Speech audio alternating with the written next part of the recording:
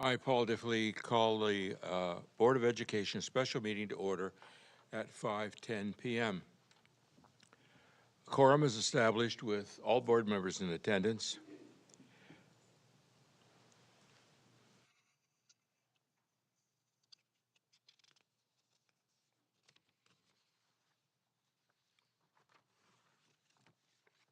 Please note that this meeting is being both recorded and live streamed for public viewing. We have a quorum present with all board members.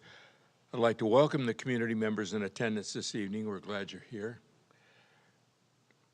As a reminder, governing board meetings are a business meeting of the board, held in public, and although public participation is encouraged, it is not the public's meeting. It is the duty of the board president and/or clerk of the board to maintain an orderly, respectful, and peaceful meeting where all perspectives, voices, and opinions are welcome. Please refrain from speaking out while another person has the floor. At the same time, in this particular season, please refrain from any electioneering comments. This is a meeting of the Board of Education, not a view of one side or another in terms of the election.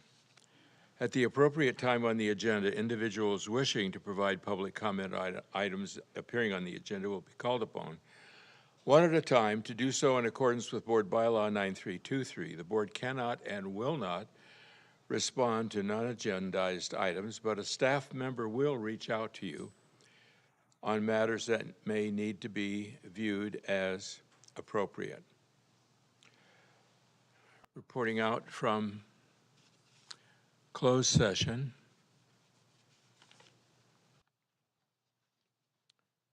Upon the motion of Trustee Perdue, seconded by Trustee Young, and a vote of 5-0,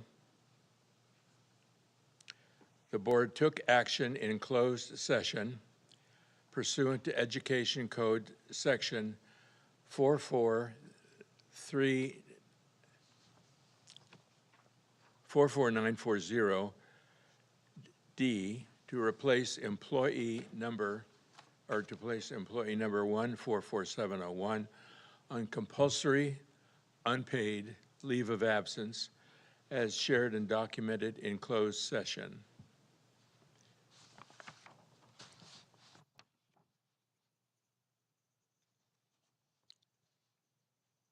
Upon the motion of Julie Vandegrift and seconded by Trustee Nancy Young and a vote of 5-0, the board took action in closed session pursuant to Government Code Sections 54957 to release one classified employee, number 331304, effective August 26, 2024. Both of these items were passed unanimously.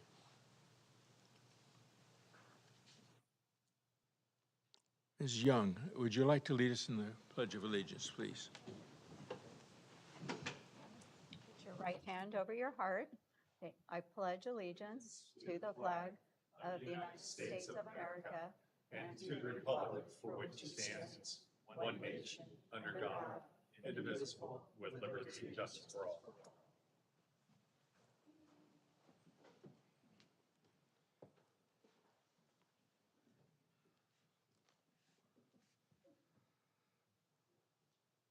D3 calls for a motion to approve the agenda. So moved. Second. Moved and seconded. Any comments? Hearing none, all in favor? Aye. Aye. Any opposed? Motion carries. Now we have item D4, special recognition. Dr. Andrus. So I'm going to join Chief Malloy from our fire department and one of our employees, Justin Christofferson, if they'd come to the podium, please.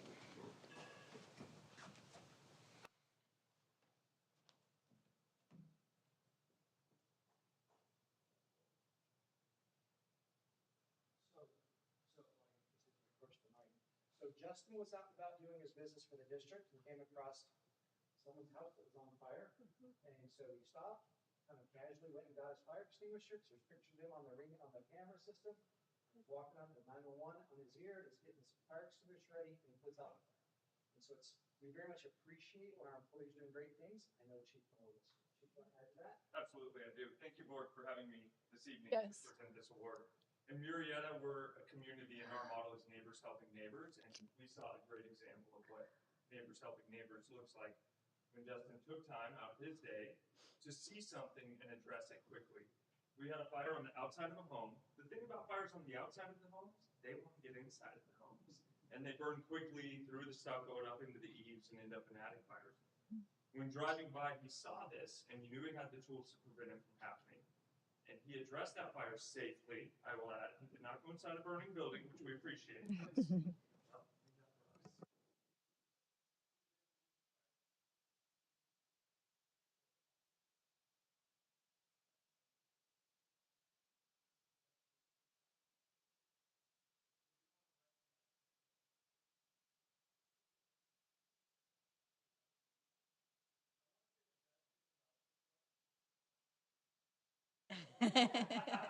No good deed goes unrecognized, especially for ring cameras.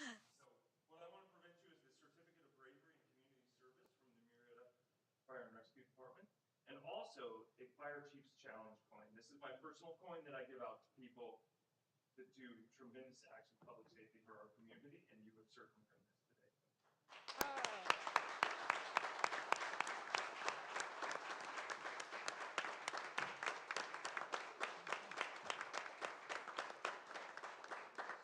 So I have no superintendent's challenge coin. I'll work on it.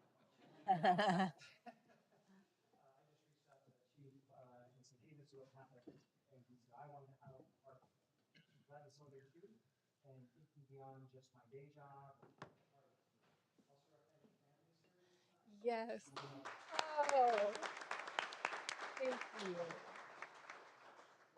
glad to have you facilitate. So Woody, I've got a certificate as well. And give you your dedication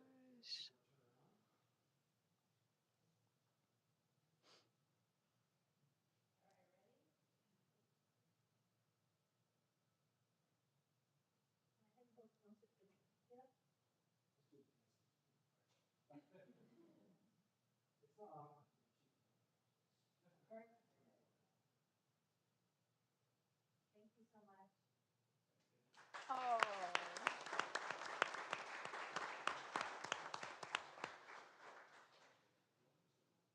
Well, you've heard the phrase, see something, say something. He takes it one step further. See something, do something. Or see something, spray something?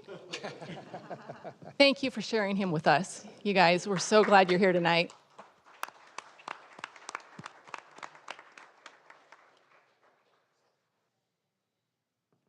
Well, a couple of comments. Isn't that nice? Feel good about people that go out of their way to help others. It's a good community we live in. Read an interesting article in a newspaper recently about ways to help your children understand Marxism. One, of course, is one that we all know, Animal Farm. Have them read, you with them read Animal Farm, which is appropriate for middle school. That's by George Orwell. Another one is one that we know gets quoted in the paper almost weekly now, and that is 1984 by George Orwell, which was written in 1989, curiously enough. For high school people, and by the way, you can go to the Friends of the Library and get these things for like 50 cents. I mean, they're terrific. You should see what else they have. High school, a book by Ayn Rand, We the Living. Another one Day in the Life of Ivan Desanovich by Solzhenitsyn. And another one by Ruth Sepeta called I Must Betray You. Here's something good. For free online, you can, with your children, read the title, The Children's Story by James Clavell.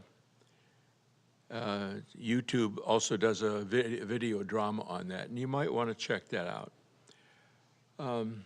It teaches them the truth about totalitarianism, and what's more important, it establishes a really good link between you and your students so that when other things come up, they can make reference to what they've read, and you, having read it with them, can respond appropriately. Just thought I'd mention that. Nice to talk about.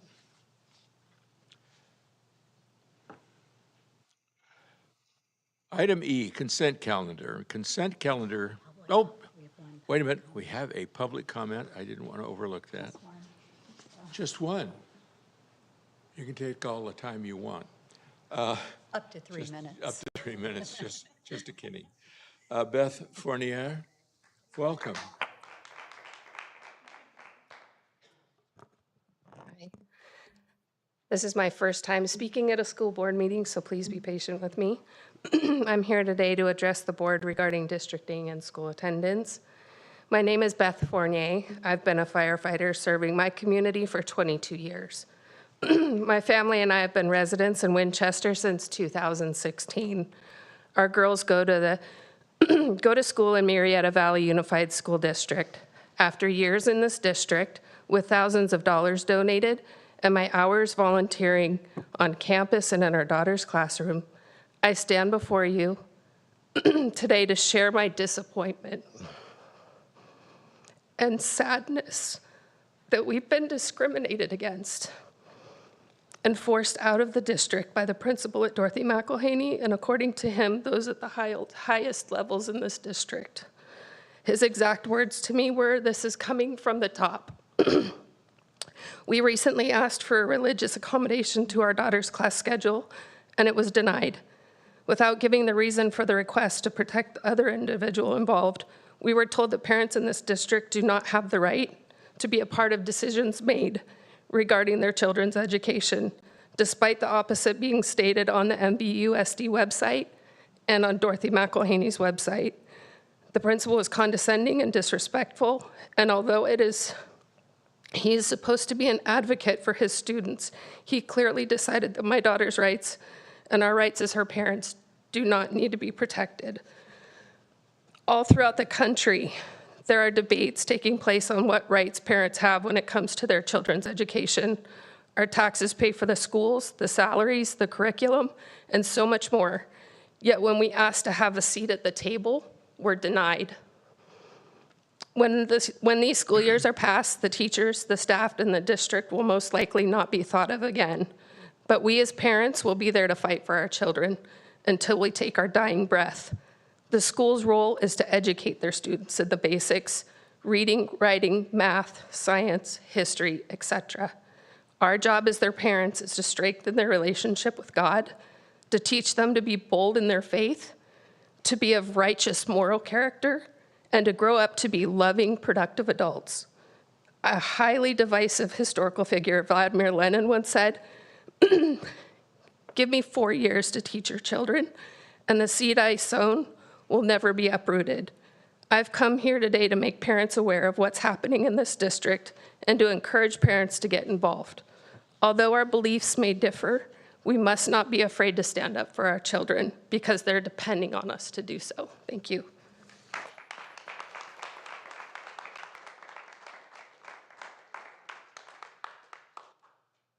Thank you. It's a brave thing to come for the first time to a board meeting and speak, and you did a great job and said some important things, which I would like to follow up on, if we can do that. Yes, we'll follow up on that one and inform the board of what's occurred once I know a little more. I appreciate it. Thank you.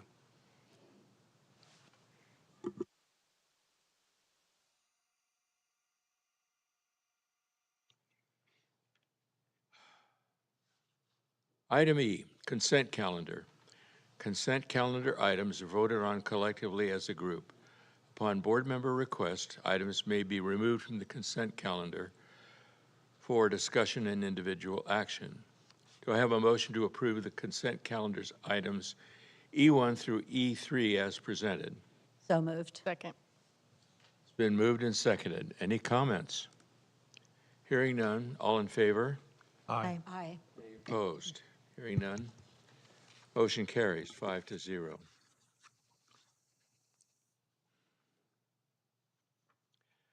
Item F1, information. School attendance boundary realignment process. Mr. Daniel. Good evening, President Diffley, trustees.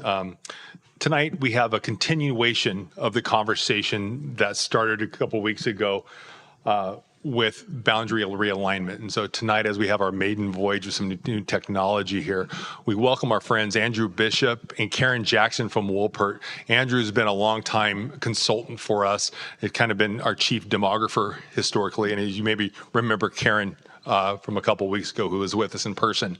And so at this point in time, I would like to be able to turn it over to Andrew and Karen as they will walk you through the process and timeline of the boundary revision process as they prepare for over the next 25 weeks, key activities as it relates to this work in preparation to bringing you back recommendations for boundary revision. And so without further ado, I'd like to turn things over to Andrew and Karen.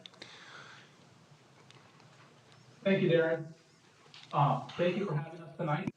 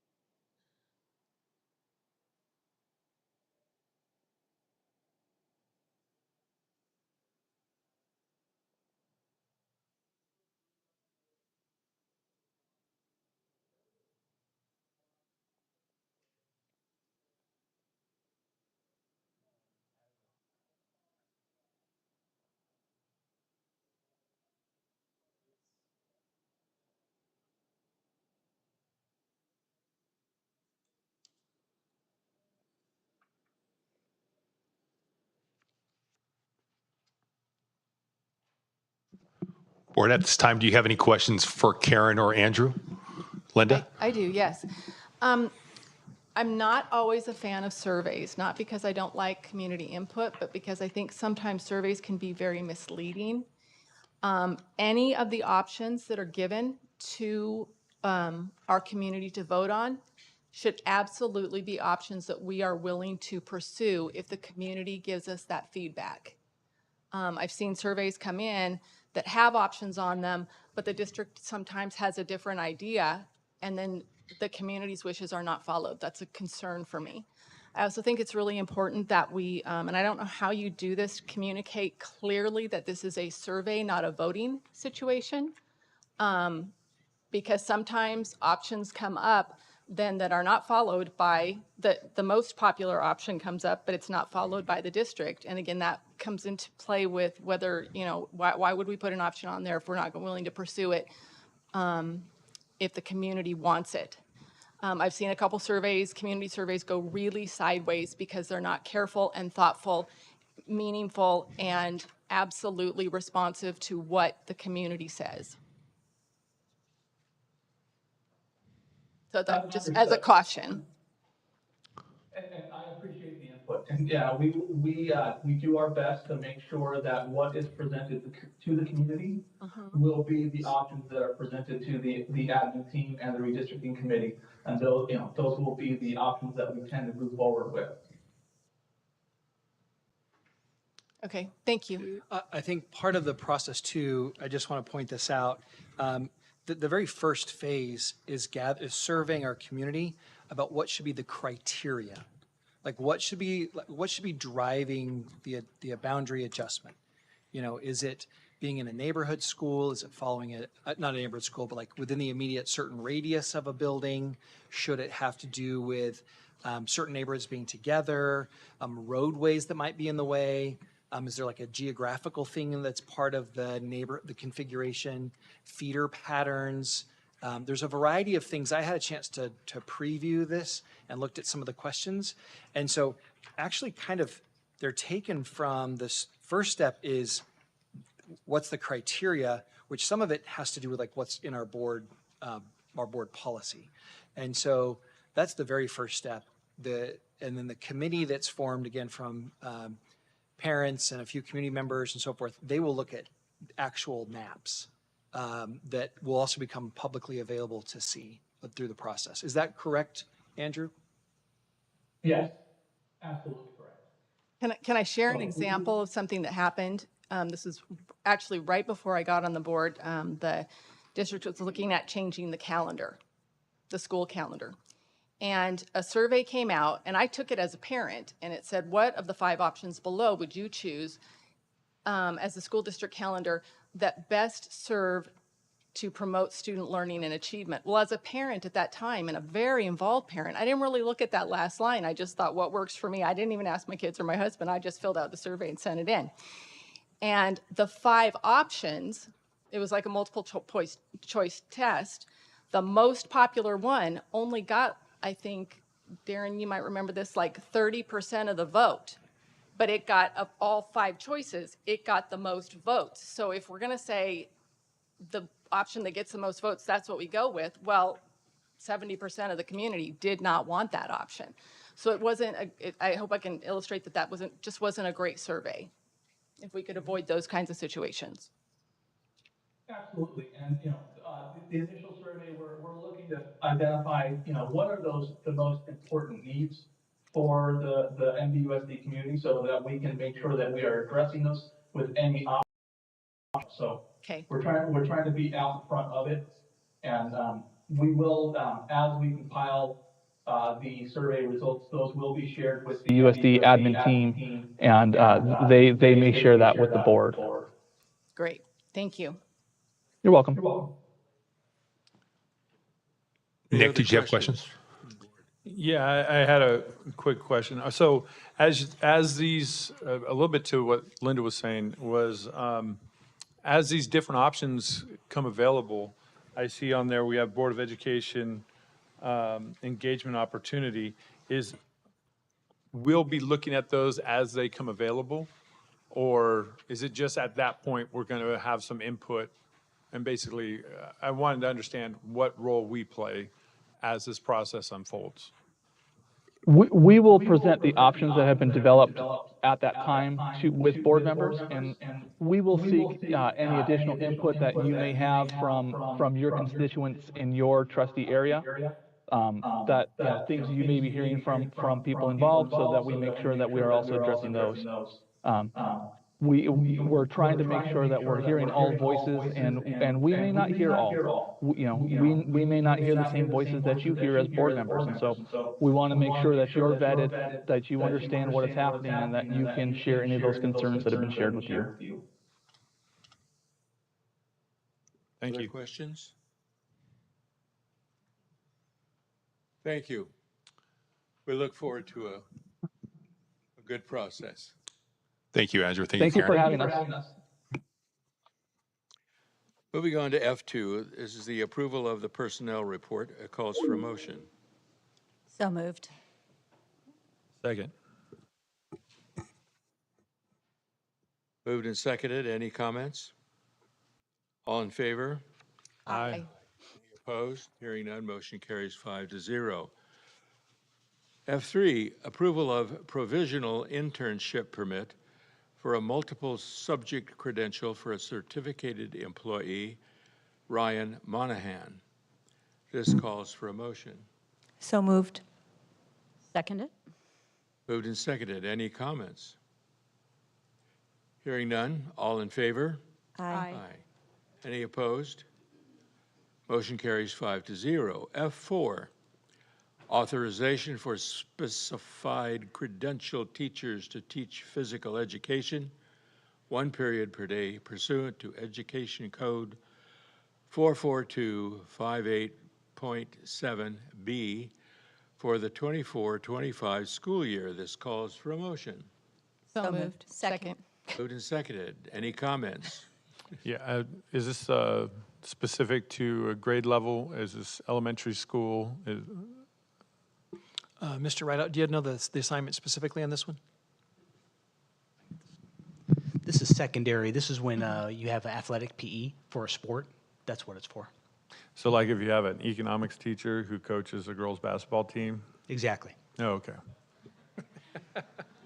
Thank you. All in favor? Aye. Aye. Opposed? Hearing none, motion carries 5-0. F5, assignment of high school teacher to teach in a departmentalized classroom pursuant to Education Code 44263 for the 24-25 school year. This calls for a motion. So moved. Second. Moved and seconded. Any comments? Hearing none, all in favor?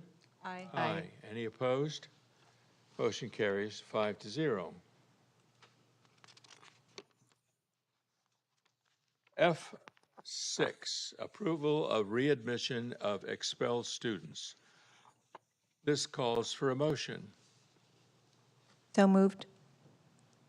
Second. Moved and seconded. Comments? Could I get an explanation? Sure, these are students who've completed the terms of their expulsion order in the past, and they've completed all that's been required of them to this point in time.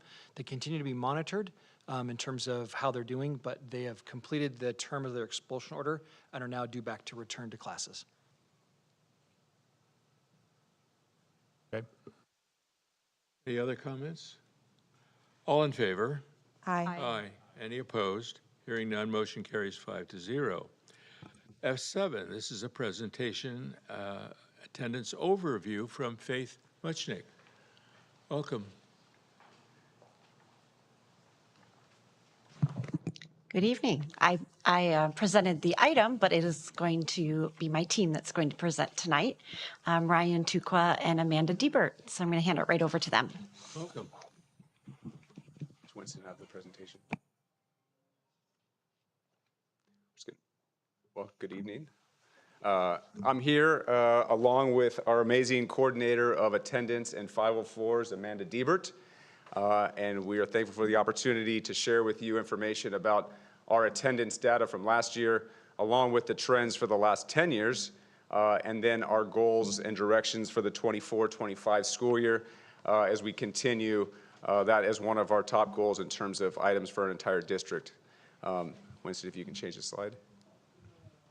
That's right here. There we go. Perfect. One of the unfortunate trends that you'll see nationwide is that pre-pandemic versus post-pandemic. So pre-pandemic, you could see there's about 8 million students that were chronically absent in the country, and that almost doubled to 14.7 million. Chronically absent is when a student misses 10% or more days of school, which equates to 18 or more days.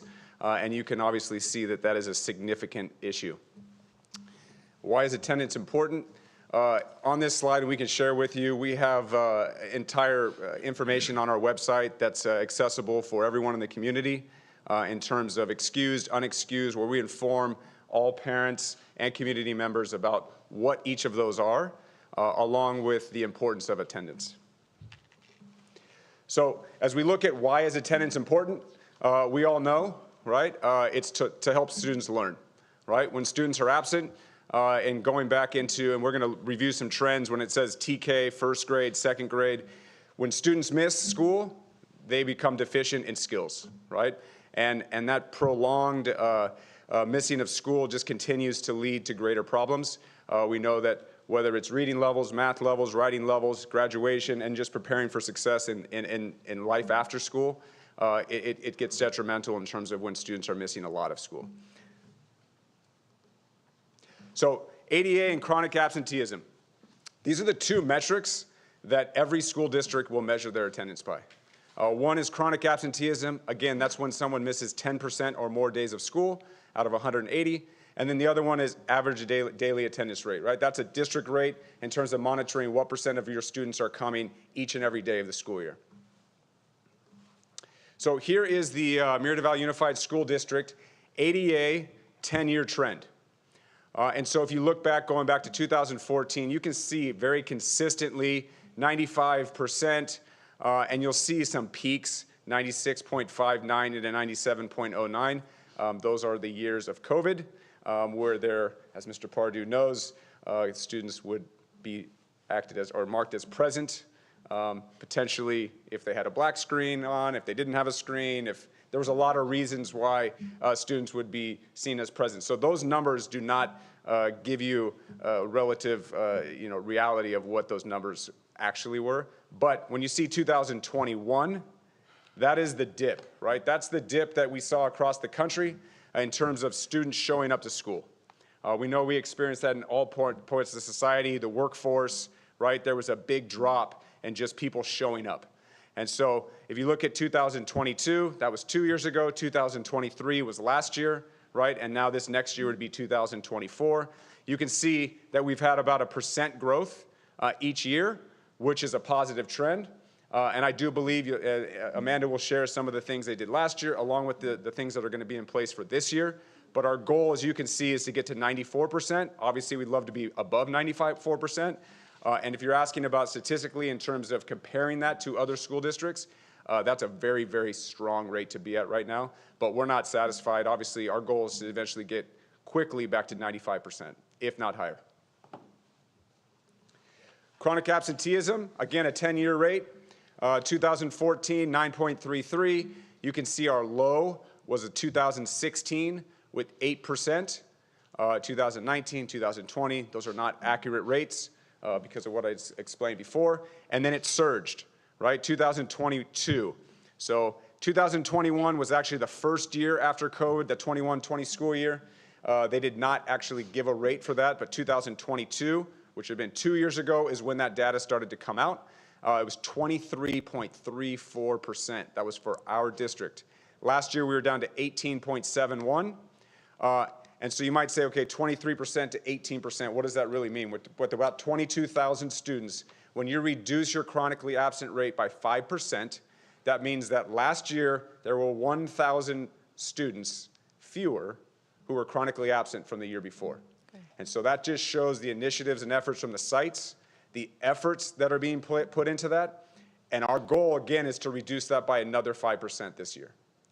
Some of those metrics will be, or some of those emphasis and initiatives will be explained by Amanda, but in all honesty, We have our attendance team here, right? We have our MTSS Tier 2 teams that exist on each and every site, and we're focusing on attendance, and that includes your attendance clerks, your administrators, your counselors, your social workers that will be specifically looking at data and the kids that are missing school and then reaching out with targeted efforts with students that are not showing up. And then Winston, our technology team, has been a big part of developing systems.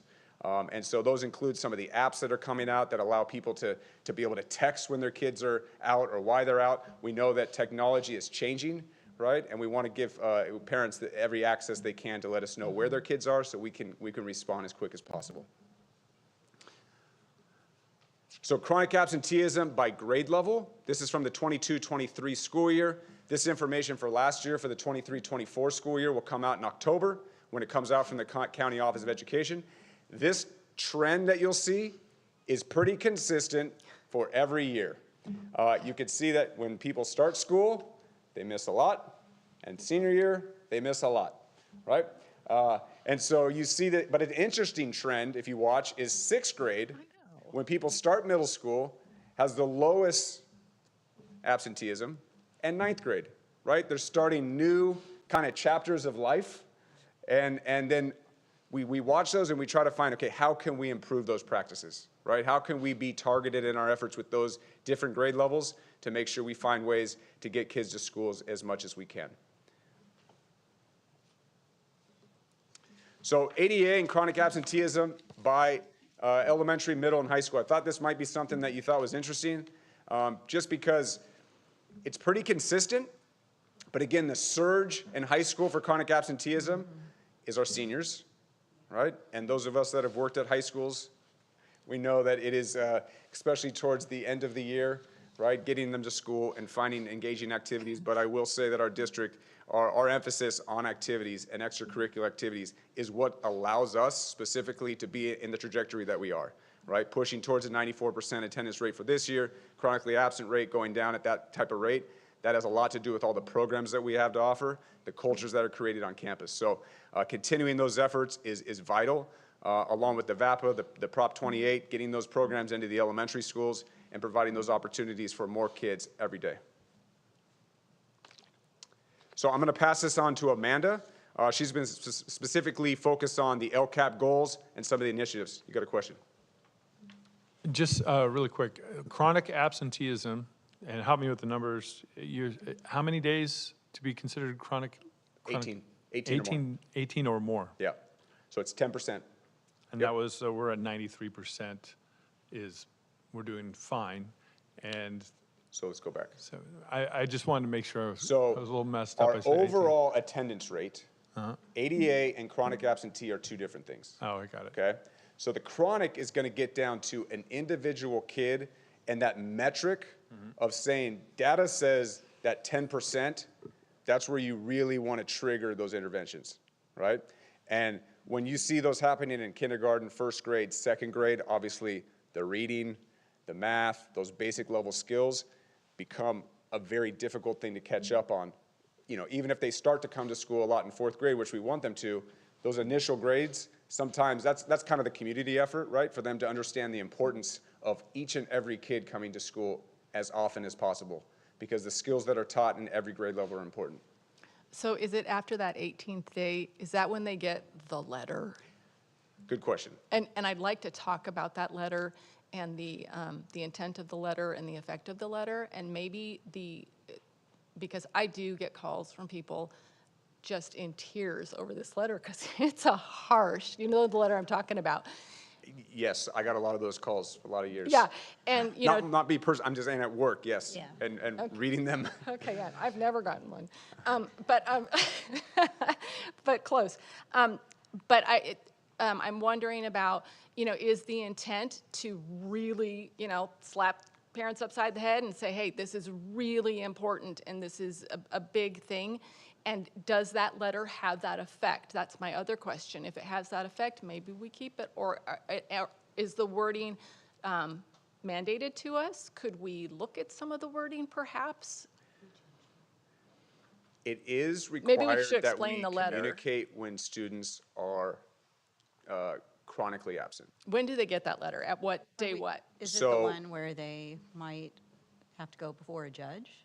So this is, that's I different. jumped ahead. So. That's the one I'm there- talking, yeah. We do a lot of communication about like, when does the timing of the letter come out? Okay, okay. So, for example, if a month into the school year, you've missed 5 days of school and we've only had 25, Got it. that doesn't trigger the 18 out of 180, right? But we know that that's a pretty significant amount of time. So we do have the letters that people will be receiving. Now, from those letters, like you said, the calls come in, right? Yeah. And sometimes that student, they have straight A's, and there was some situation, and it's a call, hey, yes, you got the letter, everything's fine. But a lot of times those letters are a little bit of, hey, we gotta get going, right? Okay. We have to be alert to the reality that our team's going to be working with you, right? We're going to be reaching out. Let's find what's causing you to miss school, right? So those are some of the initiatives, right, of being more targeted and calculated about when the letters go out. Okay. Not to send out the letters, but also not to pull them back and act like it's not important that we're sending them out, because attendance is important. And so are you Yeah. finding that the progression of letters that you send are effective? I would say the data shows that it's being effective. Okay, great. Obviously, during COVID, we've had multiple Well- attendance programs that we've had, pre-COVID, post-COVID. And so we used to have the ability to click off the letter and not send the letter. And so that's site by site and determining like, oh, that person's not going to get a letter. And there's a lot of manpower that goes into things like that, right? And I think our emphasis, when we look at what structures do we want to put into place that can support kids to get to school most often, we are going to send the letters out. Okay. We are aware of the wording, right? The first time we did letters years ago, they were so strong, and we've softened them. We'll continue to adjust them as needed, because we don't want people to think it's an abrasive letter. We want them to know that it's a collaborative letter, right? We're there to help them. It's a partnership, and that's what this is about, right? I'm so glad you guys are taking that approach. Thank you. Yeah, and Can I- she's changed the word multiple times, and we might have to change it again, right? Okay. It's always that collaborative approach. So, and just to keep in mind, these are form letters. Correct. And a form letter does not Right. address every single person's situation. And so they're kind of in essence, and they're also part of a documentation of a pattern in some student behavior. So for some families, that one letter is enough to like, in essence, scared straight. Like they're gonna make it, they resolve the problem. Or maybe the parents didn't even know that it's an issue. Which So there's a is variety of. important for them to know. And that has happened before. Yeah. Right? All of a sudden, a parent gets a letter, and I'm saying this from experience. They're in, my kid's been at school, and you've had kids that have gone into their parents' cell phones and switched the numbers and redirected the voicemails, So there's incidents like that where there is a collaborative effort to adjust patterns. Got it. You mentioned the SARTs, and those letters do not lead to a SART. We don't want to bring in the district attorneys. Does it happen? Yes, but those are extreme situations, and that's after the counselors and the assistant principals and the teachers have met with the student, and all resources are used before you ever go to the SART process. We had a couple of them last year, right? Very collaborative down with MPD and the attorneys, but that's not a route anyone ever wants to go, but it does happen at times. Can I give a shout out to Stacy Rico over at McElhaney? Because, okay, you're smiling. She is amazing at attendance. I don't know if she's still doing attendance, but she did it for years, and she is a rock star at getting those kids to school and working with their parents to make it a positive thing. Awesome. I need to meet her.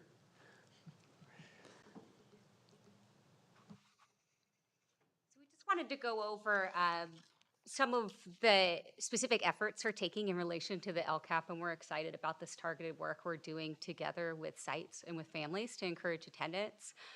Currently, we have trainings planned, and sites have been undergoing training for interventions through MTSS. This year, we'll be focusing on looking at specifically attendance data, so unexcused absences for interventions for students. SARTs are the meetings we hold at the school site level for students. SARB would be the further along, like district attorney type meetings. This year, we'll be really targeting those efforts with families, hold those meetings, see what we need to do to get their students continuously going to school and improve their attendance. In addition to that, I've had the opportunity to work with Monica Gutierrez in developing messaging from sites. In fact, we were talking about this morning, A-frames are actually being delivered to all of our school sites this week with posters so that they can proudly post their attendance rates out front. So when parents are doing drop-off, they're able to see where the attendance goal is for each school and where they're at currently to help encourage them to come to school. In addition, we've been soliciting feedback from our parent groups and from our student advisories at the sites in how we can better support improving attendance and what kind of interventions would be helpful in that arena. So that's been an awesome opportunity to get that feedback and work collaboratively. And then also there's been a targeted plan for providing transportation for maybe certain areas where students live throughout the city where we're seeing attendance trends and trying to provide transportation to get them to school. Our goals, again, as Ryan had mentioned, increasing our 88 and 94. Of course, we'd like to continue to go higher. We see this 1% improvement trend. We feel like we're definitely going to be able to do that this year at least. And then reducing chronic absenteeism to 15%. If we continue our trend of decreasing by 5%, we'd be at 13.5, and we would totally beat that goal. So looking forward to that happening.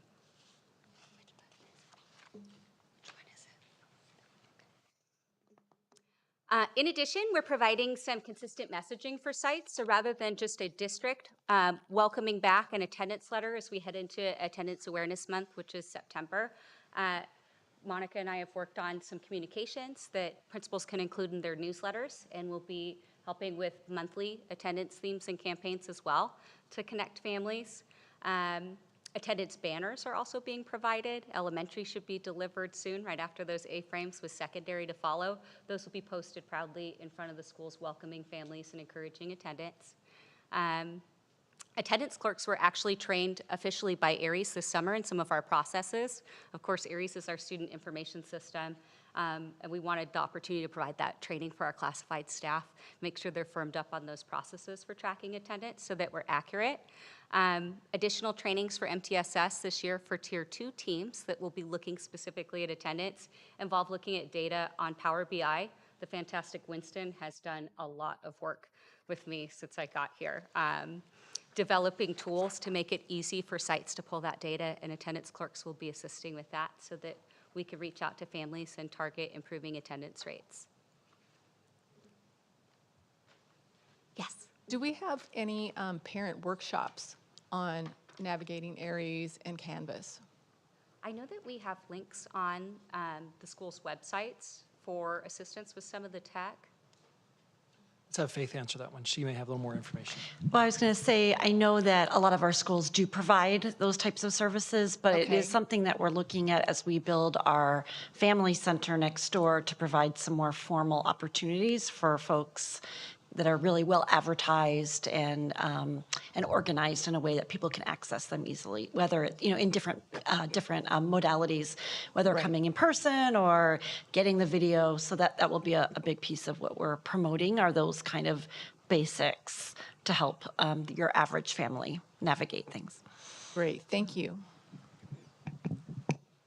This slide just shows you some examples of some of the communications that have been designed for sites to push out to encourage attendance that are personalized and have pictures of MVSD students and have some positive messaging to encourage attendance improvement. What is your, I don't see anything right here dealing with the homeless or that kind of situation. We do have processes and programs in place through our department, student support, specifically to assist our students that are homeless and foster. Each site does have a representative, usually a counselor. That's the counselor for our homeless students.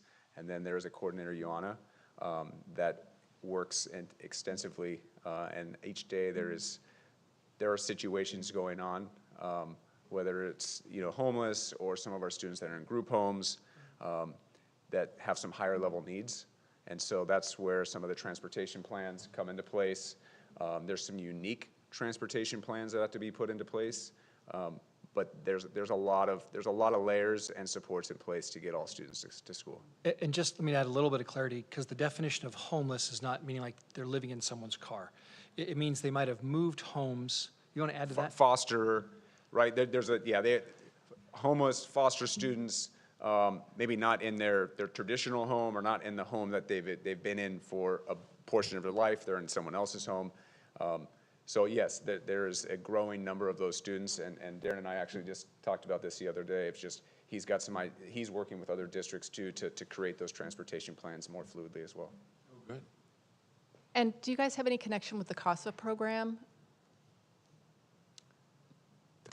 They're legal representatives for foster and homeless youth? That's who, yeah, Ioana is our rep, our district representative, and handles all of their legal rights, because there are a different layer of rights that they have and just supports. And so Ioana, like I said, there's something almost every day. She's our district representative for that. Okay. Yeah. I would be very interested to hear she does work with their CASA rep as well. You should come in, yeah, and we have a guidance tech that specifies with our homeless and foster as well, because there are a lot of challenges to getting their transcripts correct and just getting them into our school system as quickly as we can, because we have 3 days from when we receive the student. So the processing of getting them into school and trying to find out which placement for them to be at, there are legal parameters, because sometimes it could take a little bit of a time to get the transcripts because of potentially how many schools they've been to or where they were coming from. And so, yeah, we have a lot of systems in place to expedite that and to properly place them with the correct supports as well. Great, thank you. Yeah. Good to know, it really is, that you're on top of it. Well, there's a team. There's a lot of people. Yeah. I have a question about the attendance data. So do you feel that you have, as far as your data goes, do you feel that you have a good idea of why students might be missing school? Like, is there a pattern that emerges? Or, when you're talking about the data, I'm just wondering what, is that, when you're talking to parents, is that being kind of noted, recorded, looking for patterns? Like, what might be the reasons? I would say my experience tells you that every situation is unique.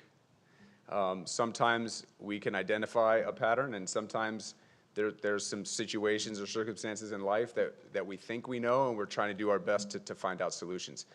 There could be substance abuse, there could be family dynamics that we're not aware of, that we're trying to figure out how we can support the best we can. But our counselors, right, our social worker, they're trained to try to support the best we can. But there's also examples where there's a lot of time and effort that are put into situations and it doesn't improve, and that's just the reality. But there's a lot, your goal is to get everyone back to school, and I think the data shows that there's some good work being done, and we're, you always want to have 100%, so we're going to keep working until we get to that number. Are we at the end of the presentation? Just, oh, okay. As someone who's been teaching seniors for a long time, and as a student who fit into the category of everything you had just mentioned, I didn't realize that. I think a lot of broken homes, you have a lot of students who probably aren't supervised. And that qualifies as homeless? Is that how you describe that? Like if they're in between homes, living here, there, and kind of getting by, but we might not know entirely that they've have that situation. It can fluctuate, right? And then there's going to be some that may qualify and others may have very similar circumstances. Right. So I would say the identification would be troublesome. Of students, it becomes something that Ioana and Lorena do a lot of work on. It's kind of fluid, yeah. Well, one of the reasons that I bring that up is it's something that's bothered me for a long time as a teacher, so maybe you can address this. As a district, if I have a senior who misses 30 days for any reason, it could be we went on a family vacation, and they may or may not have went on a family vacation for 10 days. And then I took 2 lunches and just decided to miss the econ class for 2 weeks, something ridiculous. I mean, they can add up, they can stack up these days. Is there a point at which our board policy says, you missed too much to get credit for this class. I mean, I'm just, I knew you were a going to ask this question. hard line. Good, I'm glad so you you knew. know. I know we've had conversation about this. This is a pet peeve of mine. So board policy, right, does state that a board has the right, to evaluate and potentially create a policy if that's the way they desire to move forward with. One of the things that is frustrating for you, Nick, and for me, is that parents know that they can excuse absences, right? And if you were to make board policies like that, it's about unexcused absences. And so that's something as you would go through the process, right, about unexcused versus excused in terms of potential. So I think you and I both taught when that existed, right? I mean, I remember when I first taught and it would have the absences over there. And if it was over, I believe 20 or something, you didn't pass the kid. And that went kind of to the wayside about 20 years ago as this whole restorative process and different, the collaborative efforts to get kids to school. So does a board have an opportunity to do that? Yes, they do. Okay, so what I'm getting at is, let's say a parent, and I'm only speaking from my end. As a kid, as my senior year, I rarely attended classes except for the ones that I needed because my parents had no clue. I was not living at home. I was all over the place. There was no attendance app back then to tell them. I will just say that I had very creative ways around it, but the number one thing was if you drop fail, you're not graduating and you're done in this class. So my Econ Gov, my English, I was there, all right? So what I'm saying is some kids really respond to that hard line, and we're all about sometimes catering, and I think there's parents who cater, and I don't know how much we can do about that, but I do believe that if parents understood, look, this really matters. If a student misses 30 days in a semester, that's a third of the class. So how are we passing, right? And that's what I was getting at. So if chronically absent is 18 days, we're getting really close to that. And so if instruction really matters, then at some point you just say, hey, I'm sorry, you might not want to take that vacation with your kids because that's going to push your son, daughter over that, and they're going to drop fail. Or we're going to move them into an online version of this class. I mean, I've seen that a ton to try to save graduation rates. They'll pull some kid, put them on a computer. The next day, the kid's coming back, oh, I graduated. Isn't that so wonderful? And then I mean, it makes me want to vomit because they'll only do that senior year because heaven forbid the world finds out that we're just passing kids to save our graduation rate. Now, I'm not saying that's happening here. I'm saying it's happening. So what I'm getting at is I'd like to see us be as tough as possible. That's just me. I'm one person speaking that. Because I think whether a kid is cutting class and just being a pain and wanting 2 lunches, or it's a parent trying to take extra vacations, if we could set a hard line that says you've missed too much, so if your kid wants to finish, they go online. But they're not going to graduate in this class. And at the very least, for people like myself and other teachers who get super irritated, every year the seniors do some of the same stuff. And I was looking at 1%, like that's 20 kids. We're trying to change chronic absenteeism. That means you have 20 to 40 kids, depending on a school site, that are messing around with our absentee thing. You start saying, hey, you're gonna get drop failed. I guarantee you that chronic absentee thing is gonna be gone in 2 seconds because they wanna walk, especially those seniors, they wanna walk. So I'd like to see us have a stronger message than like, oh, would you please wake up on time and get to class? I just don't like, I think that's a horrible message. Plus these young adults are about to enter the adult world and they need to be treated like adults and they need to learn how to respond that way, like an adult. And I think you mentioned it well, right? That does exist more commonly with the seniors. I would say that I think in the last year, 2, as we've come out of COVID, I've seen that line in terms of expectations be risen, right? I think that's why you see some non-grads that are finishing in summer school, right? And there is a plan for that. And you know, there are some graduations that are taking place on, July 7th.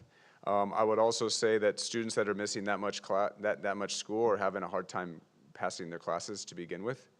And so, I mean, I think we all agree with you in terms of high expectations and getting kids to school. And I will say from experience, I believe there are a lot of teachers that are implementing that, and I think the expectation is there. Now, the trend does show, right?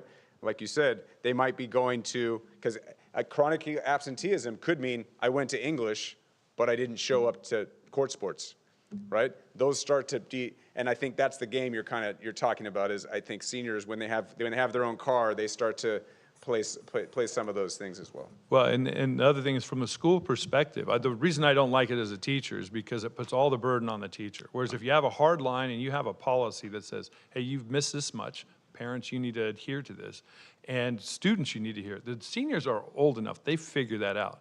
I need to be here. So that means, and then the other part is how late becomes an absence. So if I'm truant, or I'm an ASB kid, gosh dang, how many ASB kids, hanging out in the ASB office when they're not supposed to, they're supposed to be in my class, or I had to set up for a rally and they're not excused.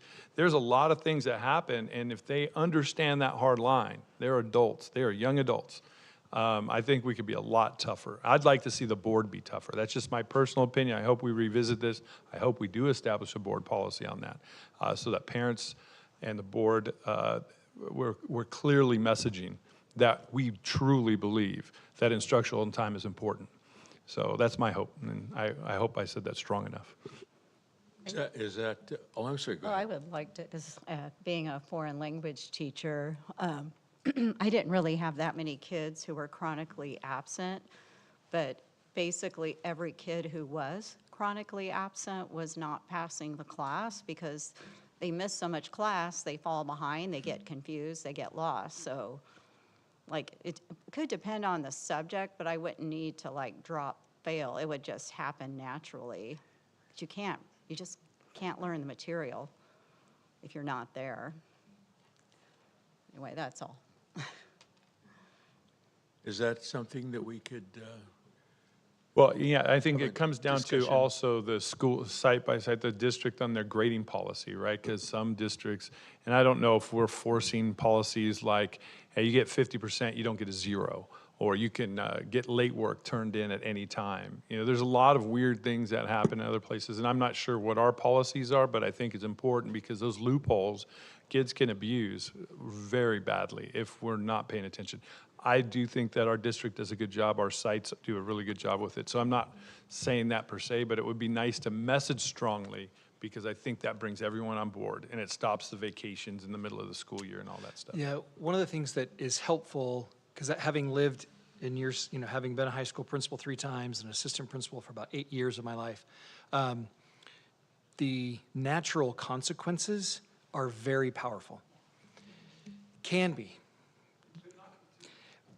It depends on, it does depend on the situation, but artificial consequences are very contrived. And so there's value in leaning on the natural side. However, if we put in some stop gaps, or we can certainly explore options and some language around some of those kind of extreme situations, especially if the effort is to, because this is true, this is a workplace readiness skill, is to show up every day to work. And so that's the first step in success, is you got to show up, which is the whole point behind this presentation. Kiddos need to show up. We need our employees to show up. Everybody's got to do their job, but that's the first step in success, right? And so the challenge becomes, and maybe it's more on the instructional grading side, not so much the attendance days side, is that as the class needs to be robust enough, moving enough to where you got to be there, or you're just going to fall behind, and kind of through natural selection, you won't be able to pass the class. But I do see the concern, and I have felt it. I've seen it in our schools. I've seen it in our classrooms in the 2.25 years I've been here, and since the post-pandemic, is that expectation from teachers continually is getting higher and higher, and students are beginning to respond to that expectation as well. So I believe in high expectations, and Yes. I mean, really, honestly, kids don't have vacation days in their contract, right? And so there aren't any vacation days. That's not an excused absence. They have sick days because they're ill and they really are too sick to be around others. And even then, there's information about that, but that's also a personal decision. But I think it's in high expectations, strong academic instruction with strong expectations to be there all the time. Certainly, we can explore some of the languages there. It's kind of a last fail-safe at the end. we may want to take a look at that and we can review that as a group. And it would seem to me that if a student can just not show to class and still pass tests, the instructional program and perhaps that teacher needs to be addressed. Why come to class if you can pass and get a good grade and not be there? You know, the daily instruction should be intentional, robust, and very high expectation. I have seen more, ever since COVID, I've seen more parents pulling their kids out for vacations, way more than before. They really harm their children academically, you know, especially at the high school level. I mean, if they're sick, they need to stay home. And unfortunately, you know, they're still probably going to fall behind. It's just hard when you miss class. But I wish we could address this with families that pull their kids out for vacations, you know, because, yeah, the cruise is cheaper this week. But, Well, yeah. there are these things called attendance letters that come Yeah. out that, I don't like them. That are scary. Perfect. Mrs. Mutchig, you look I like was you were just going to say gonna, something. yeah, I was gonna add, if you'd go back a slide, I think, I don't know if we stated enough about this campaign. Yeah. And I just Good. think it is really, you know, powerful. It's like, that's the purpose of it, is to raise awareness in our community about, you know, hitting on this theme that we've really adopted for the year, the power of moments, and helping people understand that in a positive way. So I really like that we've kind of got things going at both ends here. You know, Yeah. we're taking that proactive, positive approach, raising awareness. I think people understand when they see this, we're being very nice and positive, but they also understand it is truly about being here and showing up. It is. But it does it in that positive way, and then when that's not happening. So hopefully that will, you know, one thing I've seen is when we have this type of initiative from the district, sites jump on it as well, and they make it their own as well. So I'm hoping that that will be the case. Thank you so much. We appreciate it. Thank you. Stimulated a lot of possibilities.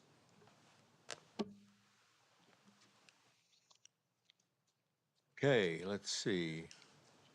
I think we're moving to an adjournment. I call for a motion to adjourn the Board of Education meeting at 6:20 PM. So moved.